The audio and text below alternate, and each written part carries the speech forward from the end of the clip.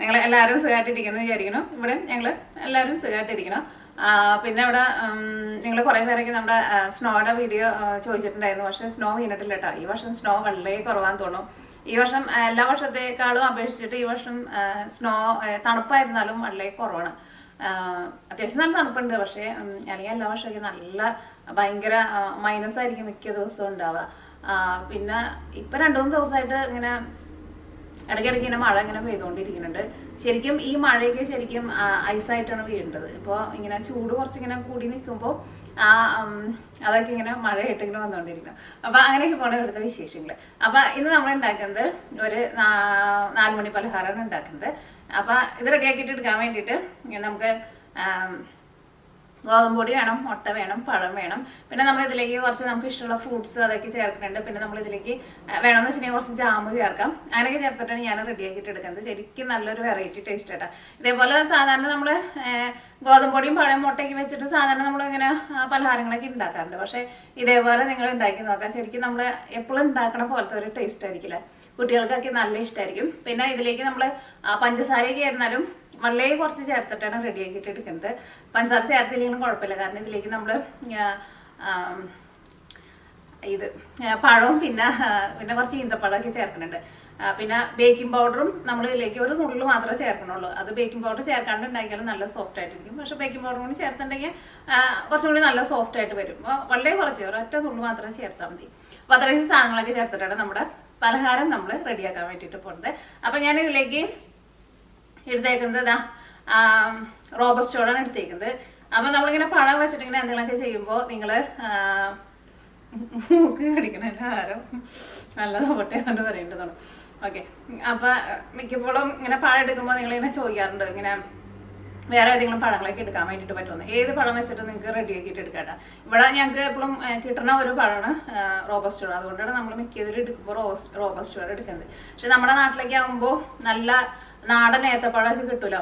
ഒട്ടിങ്ങനെ കല്ലപ്പൊന്നും ഇല്ലാണ്ട് നല്ല സോഫ്റ്റായി നന്നായിട്ട് പഴുത്ത ഏത്തപ്പഴം. അങ്ങനെ ഏത്തപ്പഴം വെച്ചിട്ടും റെഡിയാക്കിയിട്ട് എടുക്കാം. അപ്പോൾ ഫസ്റ്റ് നമുക്ക് ഇതിലേക്കുള്ള നമ്മുടെ മിക്സിങ് നമുക്ക് റെഡിയാക്കാം. അപ്പോൾ നമുക്ക് ഇത് റെഡിയാക്കാൻ വേണ്ട സാധനങ്ങൾ എന്തൊക്കെയാണെന്ന് നോക്കാം. അപ്പോൾ ഞാനിവിടെ 250 ml മെഷറിംഗ് കപ്പിൽ 1.5 കപ്പ് ഗോതമ്പൊടി എടുത്തിട്ടുണ്ട്. ഇത് നിങ്ങൾക്ക് മൈദപ്പൊടിയിൽ വേണമെന്ന് വെച്ചിട്ടുണ്ടെങ്കിൽ മൈദപ്പൊടിയിലും റെഡിയാക്കിയിട്ട് എടുക്കുക. പിന്നെ ഒരു മുട്ട എടുത്തിട്ടുണ്ട്. പിന്നെ ബദാം എടുത്തിട്ടുണ്ട്. അതൊക്കെ നിങ്ങളുടെ ഒരു ടേസ്റ്റിനനുസരിച്ചിട്ട് ചേർക്കാം. ഞാനിവിടെ ഇപ്പോൾ ഇത്രയ്ക്ക് ബദാം എടുത്തിട്ടുണ്ട്. 2, 4, 6, 8 ബദാം എടുത്തിട്ടുണ്ട്. പിന്നെ അതേപോലെ എല്ലാവരും കുറേശ്ശെ ചേർത്താൽ മതി. പിന്നെ ഒരു 5 ഈന്തപ്പഴം എടുത്തിട്ടുണ്ട്. പിന്നെ കുറച്ച് സ്ട്രോബെറി എടുത്തിട്ടുണ്ട്. സ്ട്രോബെറി ഉണ്ടെന്ന് വെച്ചിട്ടുണ്ടെങ്കിൽ ചേർക്കാം. അല്ലെങ്കിൽ നിങ്ങൾക്ക് സ്ട്രോബെറി തന്നെ വേണമെന്നില്ല. നിങ്ങൾക്ക് വേറെ ഏതെങ്കിലുമൊക്കെ ഫ്രൂട്ട്സ് ഇഷ്ടമാണെന്ന് വെച്ചിട്ടുണ്ടെങ്കിൽ അതൊക്കെ ചേർക്കാം കേട്ടോ. എല്ലാവരും കുറേശ്ശെയായിട്ട് ചേർക്കാം. പിന്നെ പഴം ഇതിപ്പോൾ കുറച്ച് വലിയ പഴമാണല്ലോ. അപ്പോൾ ഞാൻ ഈ പഴത്തിൻ്റെ ഒരു 1/4 ഭാഗമായിട്ട് എടുക്കുന്നത്. പിന്നെ ഇതിലേക്ക് നമ്മൾ 1 ടേബിൾ സ്പൂൺ ജാം എടുത്തിട്ടുണ്ട് ഞാനിവിടെ. അപ്പോൾ നിങ്ങൾക്ക് ഏത് ഫ്ലേവറാണ് കൂടുതൽ ഇഷ്ടമെന്ന് വെച്ചിട്ടുണ്ടെങ്കിൽ ആ ജാം ചേർക്കാം. ഇത് ഞാനിപ്പോൾ ഇവിടെ സ്ട്രോബെറിയുടെ ജാമാണ് എടുത്തേക്കുന്നത്. പിന്നെ ഇതിലേക്ക് നമുക്ക് പാലും വേണം, ഒരു നുള്ള് ബേക്കിംഗ് പൗഡറും വേണം. പിന്നെ ഇതിലേക്ക് ആവശ്യത്തിന് ഉപ്പും വേണം. ഫസ്റ്റ് നമുക്ക് നമ്മുടെ ഗോതമ്പൊടിയും മുട്ടയും പിന്നെ ജാമും പിന്നെ പഴവും പാലും കൂടിയിട്ട് നമുക്ക് മിക്സിയിലിട്ടിട്ട് നമുക്കൊന്ന് കറക്കിയിട്ട് നമുക്കൊന്ന് നല്ല സ്മൂത്താക്കിയിട്ട് എടുക്കാം. അപ്പോൾ അതിന് വേണ്ടിയിട്ട് ഒരു മിക്സിയുടെ ജാർ എടുക്കുക. ഇതിലേക്ക് നമുക്ക് ഒരു മുട്ട ചേർക്കാം.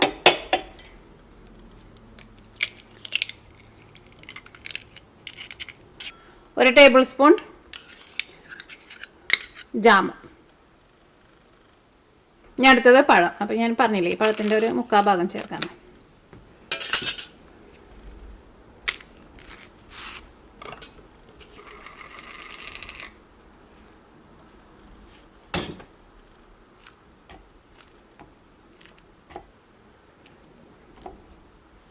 ഇതിലേക്ക് ഗോതമ്പൊടി ചേർക്കുക. അത് ഞാനിവിടെ അളന്ന് വെച്ചിട്ടുണ്ട് 1.5 കപ്പ്.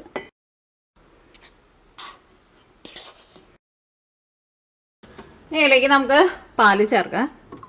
ഇപ്പോൾ നിങ്ങൾ പാലിന് അലർജി ഉള്ളവരെന്ന് വെച്ചിട്ടുണ്ടെങ്കിൽ സാധാരണ വെള്ളം ചേർത്തിട്ടും റെഡി ആക്കിയിട്ട് എടുക്കുക. പക്ഷേ പാല് ചേർക്കുമ്പോൾ കുറച്ചും കൂടി നല്ലത്. അല്ലെങ്കിൽ തേങ്ങാപ്പാൽ വേണമെന്ന് വെച്ചിട്ടുണ്ടെങ്കിൽ തേങ്ങാപ്പാൽ ചേർക്കാം. ഒരു 1.25 കപ്പ് പാലിന് ഞാൻ ഒഴിക്കുന്നുണ്ട്. അത് കറക്കിയിട്ട് എടുക്കുക. അത് കഴിഞ്ഞിട്ട് പിന്നെ വേണമെന്ന് വെച്ചിട്ടുണ്ടെങ്കിൽ നമുക്ക് അതനുസരിച്ചിട്ട് സെപ്പറേറ്റ് ചേർക്കാം. അപ്പോൾ ഇതെല്ലാം കൂടിയിട്ട് നമ്മൾ കറക്കി എടുത്തിട്ടുണ്ട്.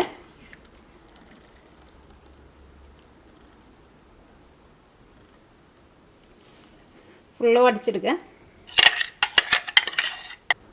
ഇതിലേക്ക് നമുക്ക് മധുരത്തിന് പഞ്ചസാര ചേർക്കാം. അത് നിങ്ങളുടെ മധുരത്തിനനുസരിച്ചിട്ട് ചേർക്കാം കേട്ടോ. കാരണം ഇതിലേക്ക് നമ്മൾ നിങ്ങളിതിങ്ങനെ മിക്സിയിലിട്ടിട്ട് കറക്കി കഴിയുമ്പോൾ നിങ്ങളൊന്ന് ടേസ്റ്റ് നോക്കുക. കാരണം ഓൾറെഡി നമ്മൾ ഇതിലേക്ക് പഴമൊക്കെ ചേർത്തിട്ടുണ്ടല്ലോ. അപ്പോൾ പിന്നെ പഞ്ചസാര അതനുസരിച്ചിട്ട് ചേർത്താൽ മതി. അപ്പോൾ ഞാൻ ഇതിലേക്ക് 1 ടേബിൾ സ്പൂൺ പഞ്ചസാര ചേർക്കണുള്ളൂ.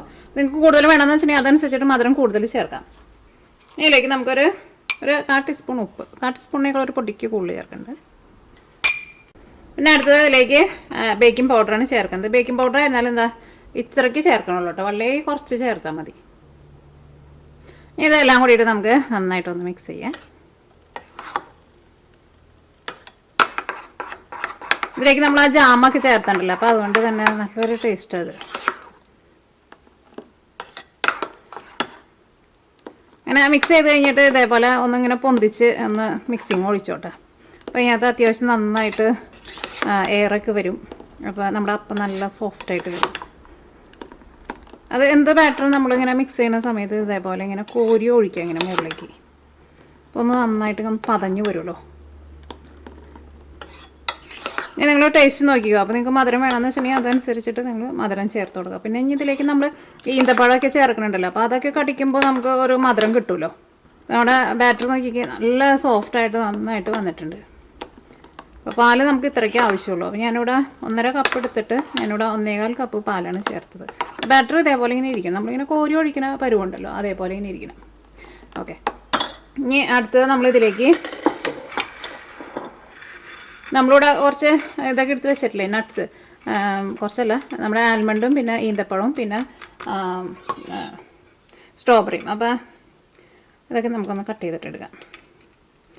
നട്ട്സ് ആൽമണ്ട് തന്നെ വേണമെന്ന് നിർബന്ധമില്ല, നിങ്ങൾക്ക് ഇഷ്ടമുള്ള നട്ട്സുകൾ ചേർക്കാം. ഇനിയിപ്പോൾ നട്ട്സ് ഇല്ലയെന്ന് വെച്ചിട്ടുണ്ടെങ്കിൽ നട്ട്സ് ഇല്ലാണ്ടും റെഡിയാക്കിയിട്ട് എടുക്കാം.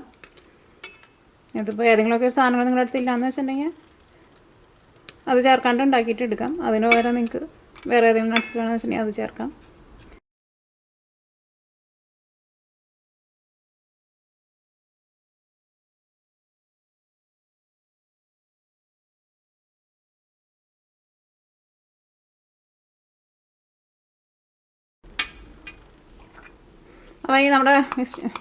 അപ്പോൾ ഈ മിക്സിങ്ങിലേക്ക് നമ്മൾ ഇവിടെ സ്ട്രോബെറി ചേർക്കാണ്. സ്ട്രോബെറി ഇട്ടപ്പോൾ നല്ല ഭംഗിയാണ് കളറ്. ഇനി നമ്മുടെ ഈന്തപ്പഴവും ആൽമണ്ട് ഇതും ഇതിൻ്റെ കൂടെ നന്നായിട്ട് മിക്സ് ചെയ്യും. അപ്പോൾ ഇതിന് കോരി ഒഴിക്കുമ്പോണ്ടല്ലോ എപ്പോഴും ഇങ്ങനെ മിക്സ് ചെയ്തിട്ട് വേണം കേട്ടോ ഒഴിക്കാൻ വേണ്ടിയിട്ട്. എന്നാൽ മാത്രമേ നമ്മൾ ഇതിലേക്ക് ചേർത്തേക്കണം. ഈ നട്ട്സും പിന്നെ ഈ സ്ട്രോബെറി ഇതെല്ലാം നമുക്ക് എല്ലാത്തിലേക്കും കിട്ടുള്ളൂ. അങ്ങനെ നമ്മുടെ മിക്സിങ് റെഡി ആയിട്ടുണ്ട്. മിക്സിങ് റെഡി ആയി കഴിഞ്ഞിട്ടുണ്ടെന്ന് വെച്ചിട്ടുണ്ടെങ്കിൽ പിന്നെ റെസ്റ്റ് ചെയ്യാനൊന്നും വെക്കേണ്ട ആവശ്യമില്ല കേട്ടോ. അത് മിക്സ് ചെയ്ത വഴിക്ക് തന്നെ നമുക്കത് വെച്ചിട്ട് റെഡി ആക്കിയിട്ട് എടുക്കാം. അപ്പോൾ ഇത് ഞാനിവിടെ റെഡിയാക്കാൻ വേണ്ടിയിട്ട് പോകുന്നത് നമ്മുടെ ഉണ്ണിയപ്പത്തിൻ്റെ ചട്ടി ഉണ്ടല്ലോ, ഇതിനകത്ത് വെച്ചിട്ടാണ് റെഡിയാക്കുന്നത്. ഒന്നല്ലെങ്കിൽ ഇതിനകത്ത് വെച്ചിട്ട് റെഡിയാക്കാം, അല്ലെങ്കിൽ നിങ്ങൾക്ക് പാനിൽ കോരി ഒഴിച്ചിട്ട് അപ്പം പോലെ റെഡിയാക്കിയിട്ട് എടുക്കില്ല, അങ്ങനെ വേണമെന്ന് വെച്ചിട്ടുണ്ടെങ്കിൽ അങ്ങനെ എടുക്കാം. അല്ലെങ്കിൽ വേണമെന്ന് വെച്ചിട്ടുണ്ടെങ്കിൽ എണ്ണയിലേക്ക് ഒഴിച്ചിട്ട് അങ്ങനെ വേണമെങ്കിൽ അങ്ങനെ എടുക്കാം. എണ്ണയിലേക്ക് ഒഴിച്ചിട്ട് എടുക്കുന്നതിനേക്കാൾ എപ്പോഴും നല്ലത് ഇതേപോലത്തെ ഉണ്ണിയപ്പം ചട്ടി അടിക്കും. ഇതിനകത്താകുമ്പോൾ വളരെ കുറച്ച് ഓയിൽ ഒഴിച്ചിട്ട് ഇത് നമുക്ക് റെഡിയാക്കിയിട്ട് എടുക്കാൻ വേണ്ടിയിട്ട് പറ്റും.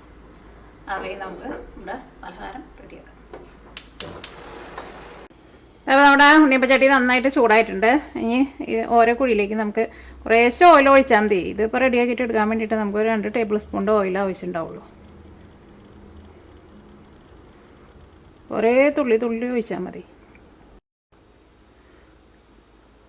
അപ്പോൾ ഞാനിവിടെ ഒരു മീഡിയം ഫ്ലെയിമിൽ വെച്ചിട്ടുണ്ട്. ഇനി നമുക്ക് ഇതിലേക്ക് നമ്മുടെ മാവ് ഒഴിക്കാം.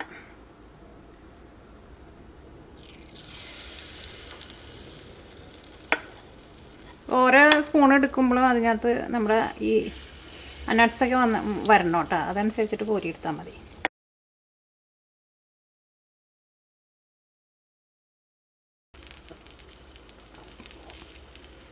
അപ്പോൾ ഒരു സൈഡ് നമുക്ക് ഒന്ന് തിരിച്ചിടാൻ വേണ്ടിയിട്ട് പാകമാകുമ്പോൾ ഒരു സൈഡ് തിരിച്ചിടാം. അതിൻ്റെ അടിയിൽ നമ്മൾ നോക്കുമ്പോൾ അത്യാവശ്യം നല്ലൊരു കളർ വന്നിട്ടുണ്ട്. പിന്നെ ഈ കുഴിയുടെ ഉള്ളിൽ നിന്ന് ഇങ്ങനെ വിട്ടുപോരുമല്ലോ. അങ്ങനെ നിങ്ങൾക്ക് എല്ലാവർക്കും അറിയാമല്ലോ, നമ്മളിപ്പോൾ ഉണ്ണിയപ്പമൊക്കെ ഉണ്ടാക്കുന്നതല്ലോ. തിരിച്ചിട്ടെ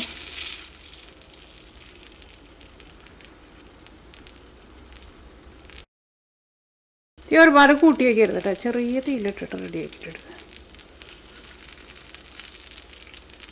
അങ്ങനെ തിരിച്ചിടുമ്പോൾ അതിൻ്റെ ഉള്ളിൽ നിന്ന് മാവ് കുറച്ച് അതിൻ്റെ ഉള്ളിലേക്ക് പോകണ്ട, അത് അതിൻ്റെ ഉള്ളിൽ തന്നെ കിടന്നുണ്ടോ.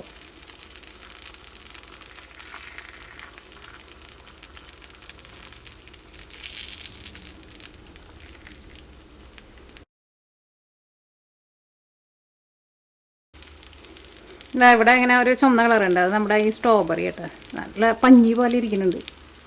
ഇത് സോഫ്റ്റായിട്ട് ഇങ്ങനെ നോക്കി, മുകളിൽ അത്രയ്ക്ക് അധികമായിട്ട് ചൂടില്ല.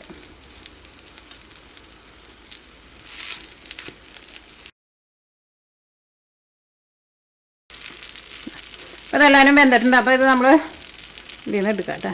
അങ്ങനെ വെന്തിട്ടുണ്ടെന്ന് തോന്നണേ, ഞാൻ ഒരെണ്ണം എടുത്തിട്ട് നോക്കട്ടെ കേട്ടോ.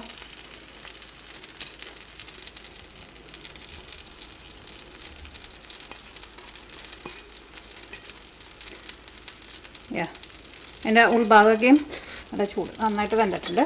അപ്പോൾ ഈ നമ്മളെല്ലാവരും എടുക്കാം കേട്ടോ.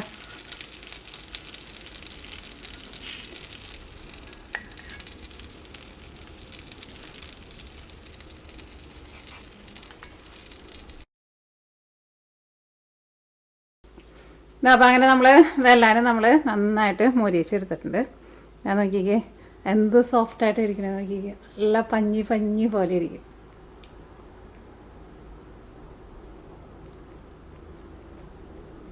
കുട്ടികൾക്കൊക്കെ സ്കൂളൊക്കെ വിട്ട് വരുമ്പോൾ ഉണ്ടാക്കി കൊടുക്കാൻ വേണ്ടിയിട്ട് പറ്റിയ നല്ല ഹെൽത്തി ആയിട്ടുള്ള ഒരു പലഹാരമാണ്.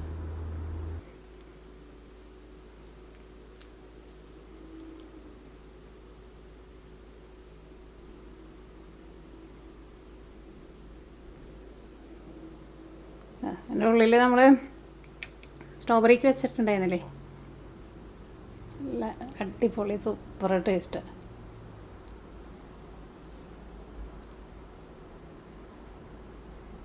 അപ്പം അങ്ങനെ നമ്മുടെ നല്ല ടേസ്റ്റിയും നല്ല ഈസിയും നല്ല സോഫ്റ്റ് ആയിട്ടുള്ള നമ്മുടെ 4 മണി പലഹാരം റെഡി ആയിട്ടുണ്ട്. അപ്പോൾ നിങ്ങൾ ട്രൈ ചെയ്ത് നോക്കാൻ വേണ്ടിയിട്ട് മറക്കരുത്. ട്രൈ ചെയ്ത് നോക്കിയിട്ട് കമൻസ് ഒക്കെ ഇടുമ്പോൾ അതിനകത്ത് ഫീഡ്ബാക്ക് പറയാനും മറക്കരുത് കേട്ടോ.